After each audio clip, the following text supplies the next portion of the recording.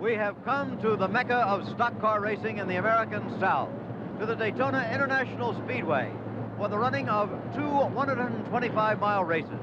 These are races in themselves, but they're also qualifying races for Sunday's great Daytona 500, the classic of classics in the sport of stock car racing. You see the cars actually moving out onto the race course now. Very shortly then they'll be underway, they'll take the green flag, and we'll be going for what amounts to a sprint in this kind of racing, just 125 miles. As we said, there's prize money, also qualifying positions. Here's the way it works. There will be two races. You'll see them both on Wide World this afternoon, each of 125 miles. Two men, and only two, have already been qualified for the race. Last Sunday, Cale Yarborough and Ron Hutcherson had the fastest qualifying speed. Those two will be on the front row on Sunday in the 500. Everybody else must qualify in the races that you're going to be seeing here today. It's as simple as that. According to the order of their finish in these two races today, they'll be placed in that order, either on the outside row or on the inside row behind the leaders. I'm Jim McKay reporting from Daytona. Let's bring in right now our expert on the sport, tastefully attired in a tweed cap from his native land, Jackie Stewart. Good to see you. Well, thank you very much. A very chilly Daytona it is too, with the breeze blowing, and it really feels like Scotland. And I think for these racing drivers, it's going to be a slightly different race also, because stock car races we've been used to seeing in fairly long distances. This really is the 100-meter dash, the sprint, as you pointed out, in comparison, for example, to the 500-mile race that we'll be covering in ABC. But this is the first time that these cars have been on a super speedway this year. There are new cars this year, new makes, new names, new stock car racing. To stock car racing and new aerodynamics, Jim. They've never been running this super speedway before. There's a lot of trouble for them. The drivers are complaining that they're very, very loose indeed.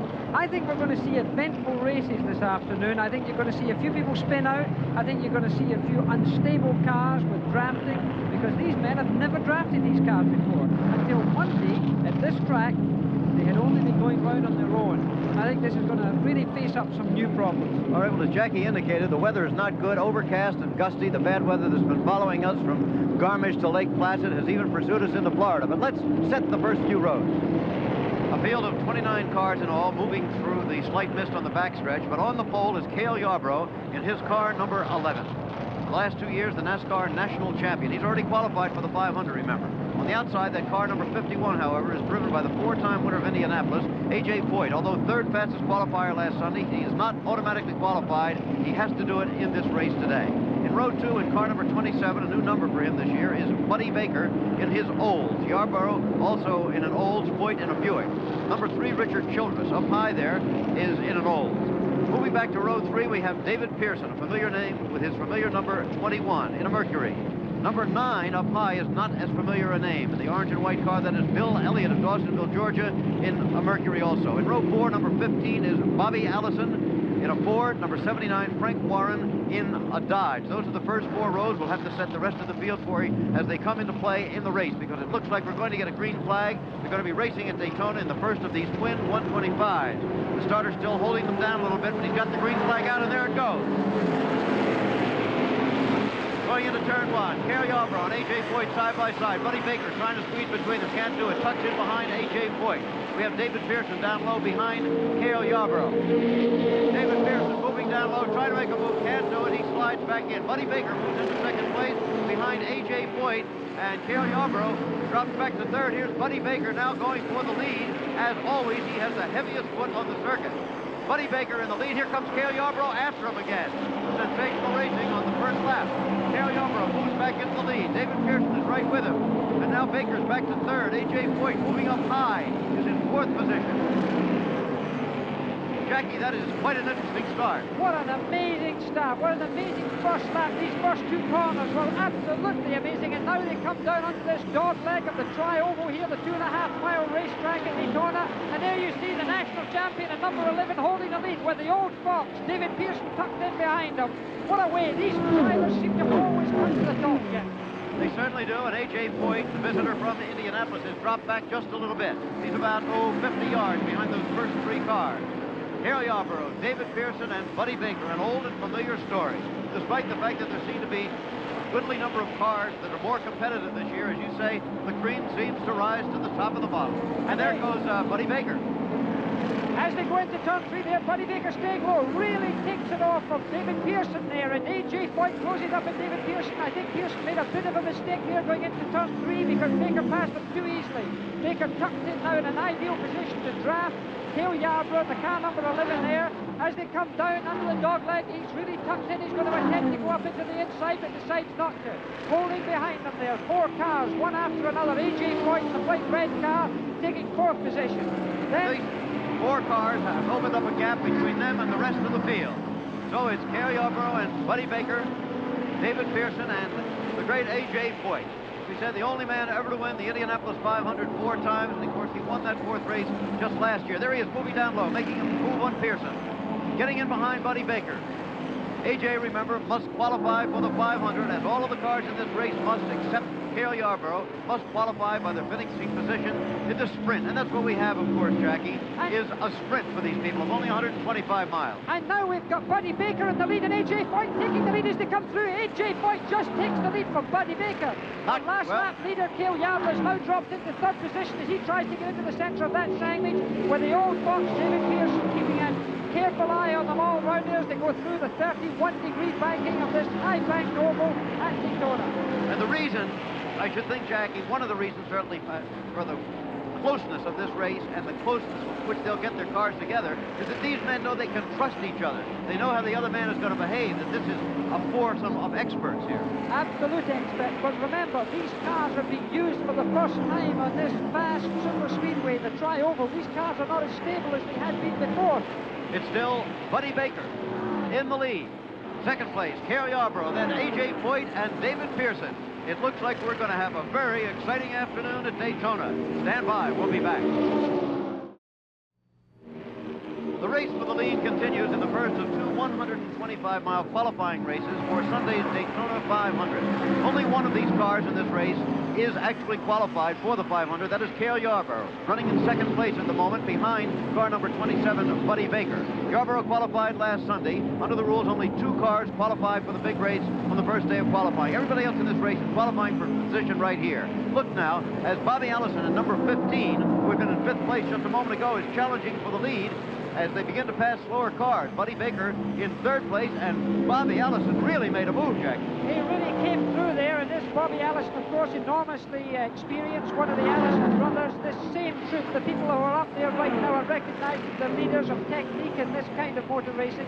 And, you know, right now they're needing all the expertise they can find, because this is the first time it's been pointed out that these cars have ever raced around a super speedway. These cars were new shaped for 1978. Some of them are a little unstable, the cars are a little wobbly in parts, and perhaps this is the reason there is so much messing around there in the group to find out how their cars are best behaving, Jim. Moving in formation almost. Bobby Allison in the lead, but here comes Buddy Baker from 3rd place, trying to take the lead once again. He has edged ahead of Cale Yarborough, but begins to, well, he really didn't tuck in behind the leader. As a matter of fact, now you see he dropped back to 3rd place. That's David Pearson just behind him, and A.J. Foyt in the orange car behind him, and Bill Elliott in the orange and white car, number 9. All of these cars are very much in contention, but as you indicated, all of them still, or most of them, proceeding rather tentatively, and for good reason with these new cars. The cars certainly are unstable. The cars are certainly not as decisive as they have been in the past. And we've recognized that these new chassis shapes, these new body shapes are certainly contributing to this, because aerodynamics play a very important part in this kind of racing. Well, Chris Economaki did a piece on this very subject a little bit earlier. What do we look at that? Turbulence in a race means instability, and that's the in word here at Daytona this week. Unstable. Some of the cars are exactly that. I'm standing between Cale Yarborough's pole-winning Oldsmobile and A.J. Foyt's outside front row Buick. They're both GM cars, they're both 1977 models, and they each have a Chevrolet power plant. In fact, from here, the bottom of the windshield, over the car, to the back of the rear window, they're exactly the same. The difference is slight. Body paneling, rear quarter window, and the nose. But it's this rear quarter window on the Oldsmobiles that's causing the trouble. Air is rushing in here, swirling inside the car and lifting the rear wheels off the track, and the drivers can't control it. While on the Buick, the rear window is narrow and the air rushes by it. That's the problem here at Daytona.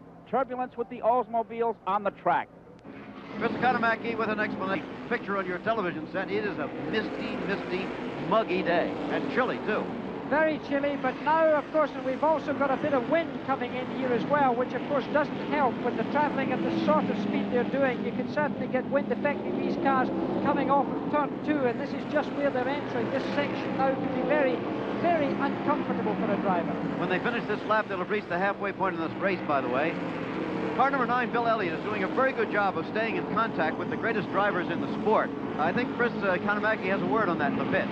Well, everyone along pit road, Jim, is astounded at the performance of Elliott, an unknown from Dawsonville, Georgia, unrated, in a car that wasn't supposed to really do anything, and he's hanging in there with the We've got leaders. something in turn between 3 and 4. Sorry, a crash up there. It involves, is that Buddy Baker? It's number 27. A crash between turns 3 and 4.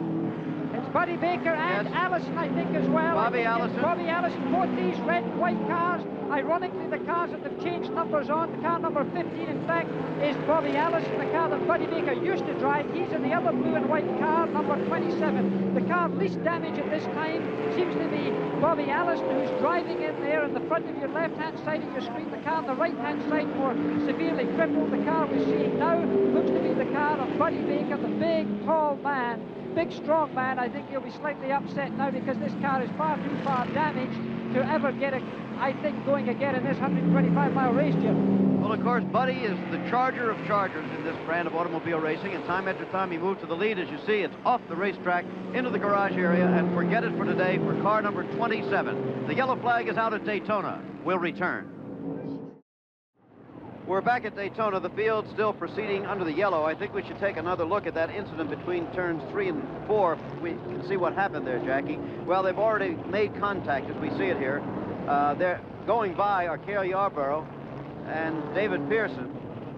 And I think we see AJ coming here. AJ gets through as well, but the two cars smoking are obviously the cars of Buddy Baker, and that's Buddy Baker who's now heading for the wall. The car spinning in the bottom left-hand side is Bobby Allison, but look at the contact, Buddy Baker, and look at Billy Elliott as he goes through there. He just scrapes past that car, that smoking car, the damaged car of Buddy Baker. Elliott did a remarkable job there. His closing speed must have been very high indeed. He must have been right on top of the accident, and this is what makes a talented racing driver. Well, Bill Elliott is only 22 years old from Dawsonville, Georgia, and that was pretty mature driving for a young race driver, saving both himself and the other car in the process.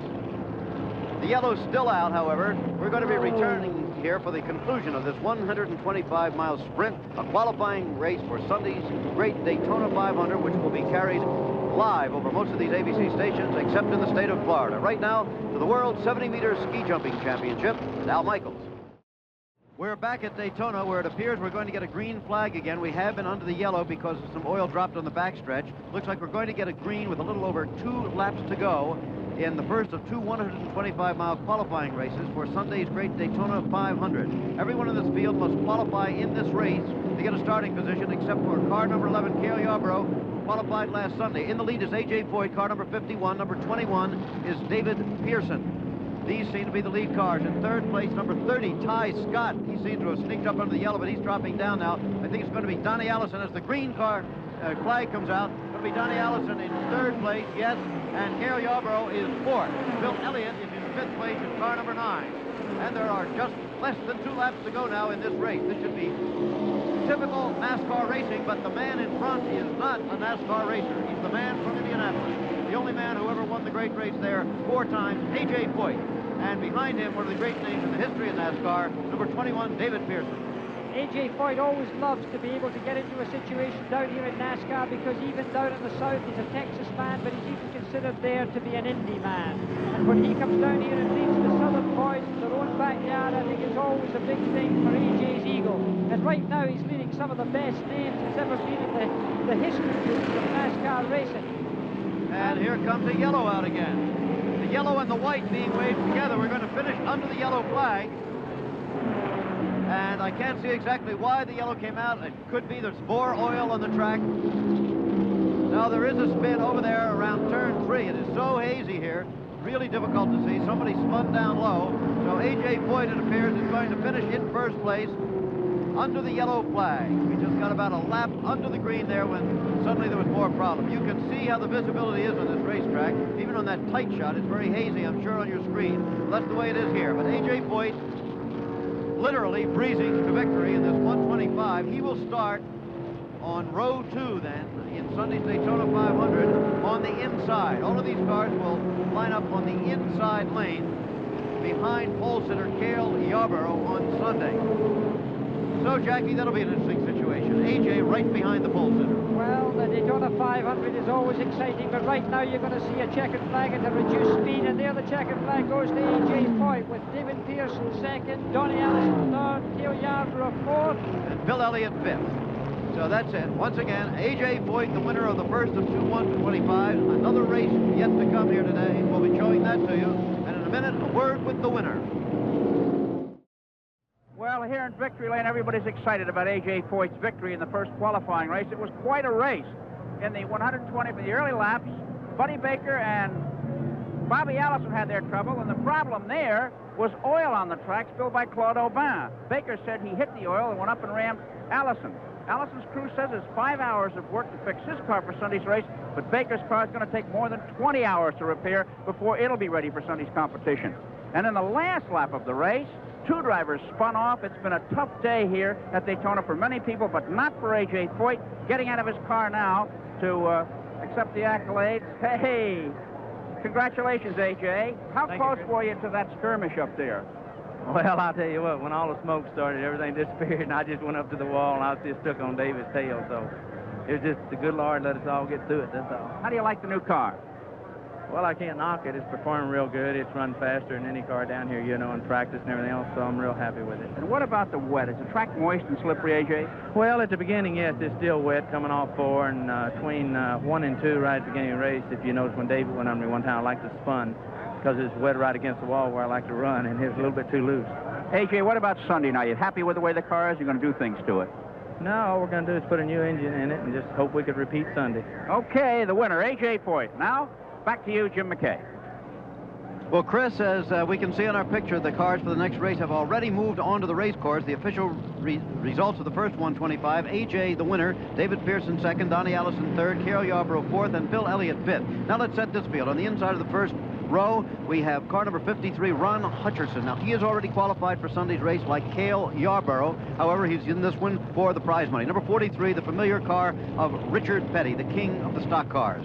In row 2, in car number 72, on the inside, we have Benny Parsons, the former Detroit cab driver, in his Oldsmobile. The first row, a Buick and a Dodge. Darrell Waltrip in car number 88 is on the outside of the second row, and he is in a Chevrolet. In row 3, number 14 is Cuckoo Marlin in a Chevrolet, and number 90 on the outside, Dick Brooks in a Mercury.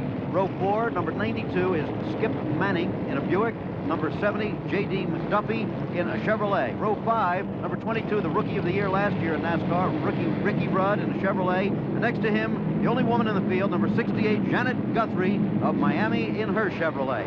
Those are the first 5 rows. We'll have to set the other cars for you as we did in the first race as they come into the action, because it looks like we're going to get a green flag this time. However, the flagman is still holding them. Flagman Harold Kinder is going to... There, he's going to give it to him. Yeah, for a moment it looked like he's going to make them go around again. As you can see, the haze is heavier than ever. As Richard Petty drops back a little bit, tucks in behind. Ron Hutcherson taking the lead and down. Oh, my goodness, everybody. There's Darrell Waltrip in his green and white car dropping down and moving into third place. And on the lead, we have Benny Parsons in car number 72. Benny Parsons, the goal, a man who's won the Daytona 500. He won it well after a skirmish with David Pearson some time ago, but right now he's leading this first lap as the car streaked down there, but Ron Hutcherson's going through there to take the lead, and Richard Petty, King Richard Petty, follows him through. He's never very far away. Okay, Ron Hutcherson is the brother of Dick Hutcherson, who was a very well-known NASCAR driver a few years ago. Ron is 34 years old himself. However, he's been kind of a late starter in the big time, and he's coming on very strong right now, as you can see. Ron Hutcherson the lead. Richard Petty is second. Darrell Waltrip is third in his green and white number 88. Once again, the reason for this race, to qualify cars for Sunday's Daytona 500, which will be seen live over most of these ABC stations except in the state of Florida. The only car that doesn't have to qualify for Sunday, which qualified last Sunday, is car number 53, the one of Ron Hutcherson. He is racing just for the prize money in this race. Richard Petty, however, even has to qualify. So does Darrell Waltrip in car number 88. All of their positions will be on the outside row behind Hutcherson. And look at the visibility there. It really is murky as they go around that far end part of the racetrack. So they were really close to the wall as they came out of turn 4. Certainly were. Okay, and we have a car trouble. Richard Petty's in the lead. Darrell Waltrip is second, and Ron Hutcherson is third. To spot these cars coming into the pits, car number 19 is Woody Fisher of Cincinnati, Ohio. Car number 90 also in the pits is Dick Brooks, a very competitive car. So there's one potential leader into the pits at the moment under the green. Richard Petty in the lead, a familiar sight. Darrell Waltrip is second, and we'll be right back. We're back again at Daytona. Jim McKay with Jackie Stewart, and look at this battle for the lead. That's Darrell Waltrip in car number 88 moving down low. Richard Petty is the leader in car number 43. The third car number 72 is that of Benny Parsons. This is great racing in the second of two 125-mile qualifying races for Sunday's great Daytona 500, a race which will be carried live starting at 3 Eastern Time over most of these ABC stations except in the state of Florida.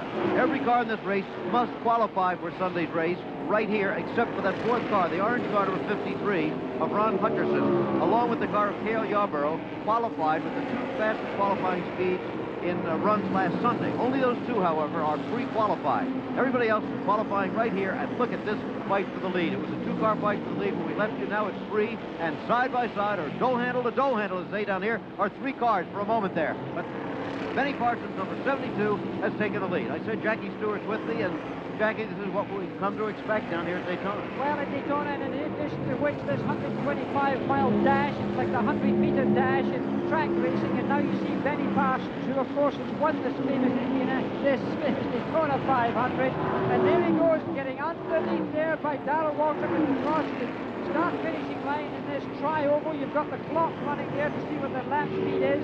This 2.5-mile tri-oval, 31 degrees of banking they're sitting up on right now. It's an amazing auditorium for sport. It seats 70,600 people, I understand, and they've had as many as 120,000 people. Well, there's no question that Sunday's race will be held before the largest sports crowd in the state of Florida this year or any year. Look at this. This is fantastic. Richard Petty going to the lead again. We've got Waltrip up high and Parsons down low. It's almost like the Blue Angels or one of those aerial formation groups, the way they're going. Absolutely incredible. And look at Richard Petty, and he's high in the back. There's no driver goes closer to that wall. Look at the shadow of his own car on the wall there. Nobody gets closer. These walls are more or less all given the Petty streak, but right now it's car number 88 that takes the lead there. It's Darrell Waltrip. And the speed for Darrell Waltrip as he goes round there is 180 miles an hour exactly as he crossed the start-finishing line. Kind of interesting, 180 miles exactly to the 10,000th of a second on an elaborate stopwatch up here. Darrell Waltrip, the leader, number 88. Richard Petty in number 43. Now, moving alongside again, taking the lead once again. It looks like a demonstration drive, and yet this is real automobile racing. This is for real.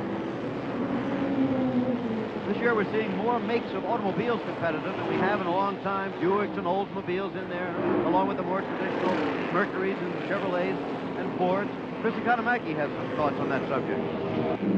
New rules have changed the face of stock car racing for 1978. Up there, number 51, a Buick. Here, number 3, an Oldsmobile. Number 9, a Mercury Montego. 21, a Mercury Cougar. And back here, a Thunderbird outside of a Dodge Magnum. We haven't seen Thunderbirds. We haven't seen Buicks or Oldsmobiles in stock car racing for a long, long time. Why? The new rules eliminated all the old favorites, and drivers have had to switch to the newer cars. And it's a problem. New body styles, new nameplates. It's interesting. And there's a lot of fans who are fans of a specific brand of car have something new to shoot for this year. All right, Chris, here the race goes on, and the positions just change on every lap. It's Waltrip leading now. And you notice that Richard Petty has dropped to third place in the race behind Benny Parsons. Well, Richard Petty, of course, a great tactician. He obviously knows what he's about. One of the reasons for this race, as far as these drivers are concerned, is to find out how their cars handle. And there's certainly a lot of trouble with regards to the aerodynamics, the turbulence, and the new body shapes of the cars that Chris was just speaking about there. Certainly the Oldsmobiles and the Buicks have been causing trouble, but that car of Richard Petty, even he is strange to that particular car. So therefore, they're all juggling around to find out what effect the cars have. And Richard Petty is certainly using this race well as far as education is concerned. So it's Waltrip in the Chevrolet, Benny Parsons in the Oldsmobile, and Richard Petty in the Dodge as we continue to race through the haze at Daytona. We'll be back here for the finish of this qualifier. Right now, let's join Howard Cosell for a look at a very skillful boxer. Back again at Daytona, Jim McKay with Jackie Stewart and Chris Economaki, and the battle for the lead goes on. This Darrell Waltrip in front right now. Richard Petty is second as they come out of turn 4. We're in the closing lap, and Benny Parsons is in third position. The lead has been changing hands continually. They've been shuffling it back and forth. And we now have 6 laps, less than 6 laps left to go in this race. As they go through there, they're entering in this high banking, this 31 degree of banking. It's a 40-foot track at that point. It's almost a wall of death. They're almost glued to the side of the racetrack up there as they come off onto the fast section down the back stretch. It's a 3,000-foot section as they draft down there, slipstream as we call it in Europe, as they tuck in behind the other car and take the benefit of the front car breaking the air. All right, and again, if you were not with us earlier, this is the second of 2 125-mile qualifying races for Sunday's Daytona 500, which will be seen exclusively over most of these ABC stations except in the state of Florida. Now, every car in this race must qualify right here for their post positions in the big race, except for one car number 53, which is in 4th place in the race right now. There he is. That's Ron Hutcherson. He and Cale Yarborough are already pre-qualified by having the 2 fastest times qualifying runs last Sunday. Everybody else racing for position and, of course, for prize money in this race. The Seagulls have moved inland because the weather is terrible, hazy as you can see, chilly and very, very damp. Nearing the finish, and we'll be right back for that. Waltrip in the lead. A lot of thinking going on in that car right now. Number 88, the lead car, driven by Darrell Waltrip. As there is in car number 43, the second-place car of Richard Petty, and number 72, the third-place car of Benny Parsons. Deep and quick thinking because we're nearing the end of this race. Very soon there will only be 2 laps to go. So they've got to decide when to make their move, what kind of a move to make. What do you think, Jackie? Well, I think the psychology associated with this was only 2 laps to go. It's a question of positioning. The same old problem of all of these stock car races, particularly at Daytona, this super fast tri-oval, around 2.5 miles. So they're going around there now rehearsing their procedure, not only for this race, which of course carries money with it, but more important is a rehearsal for the Sunday race, the Daytona 500, which of course is the flagship of races for this little group of people.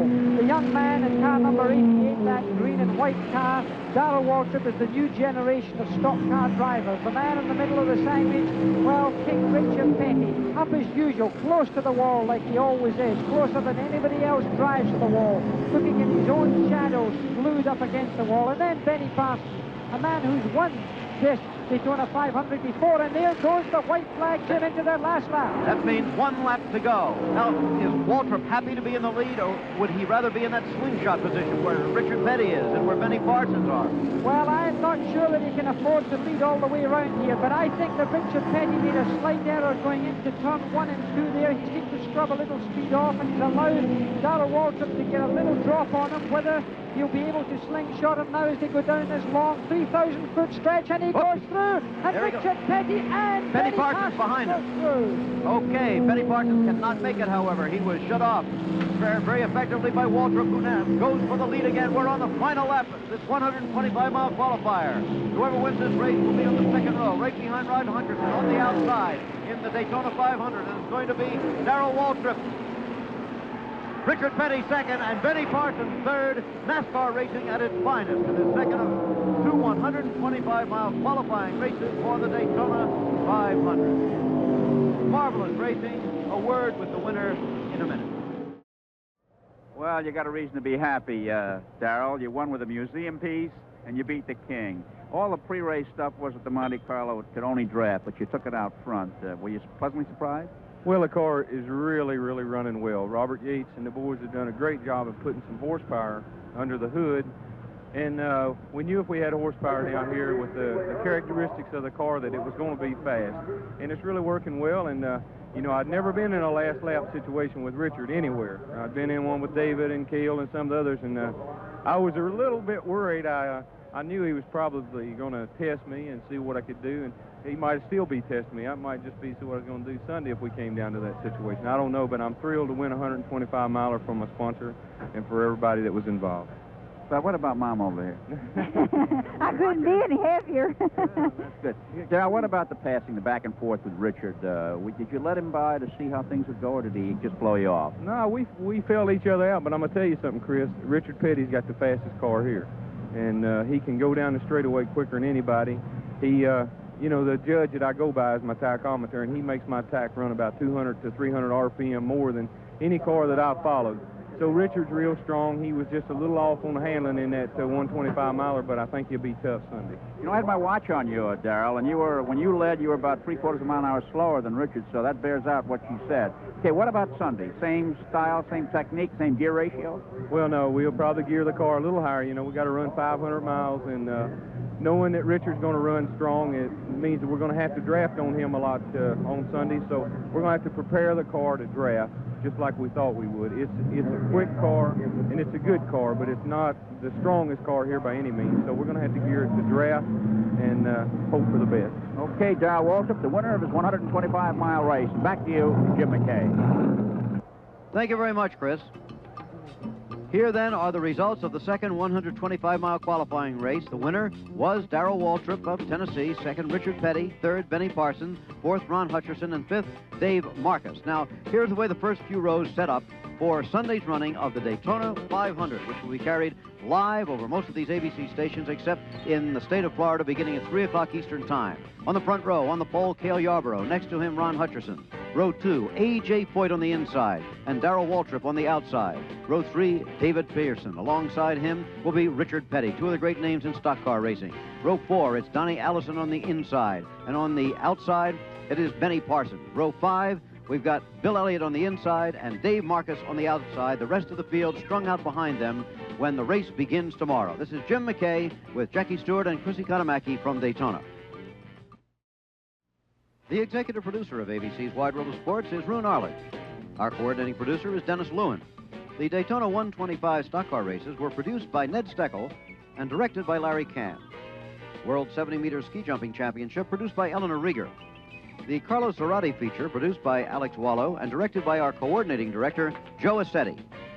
The associate producer in Daytona is Rick LaCivita. Our technical director, Bill Morris, and our associate directors, Norm Samet and Gene McLean. Stay tuned now for the Glenn Campbell Los Angeles Open Golf Tournament, which follows immediately over most of these ABC stations, except on the West Coast. Travel arrangements made through and a promotional fee paid by United Airlines. United built the largest airline in the free world around you.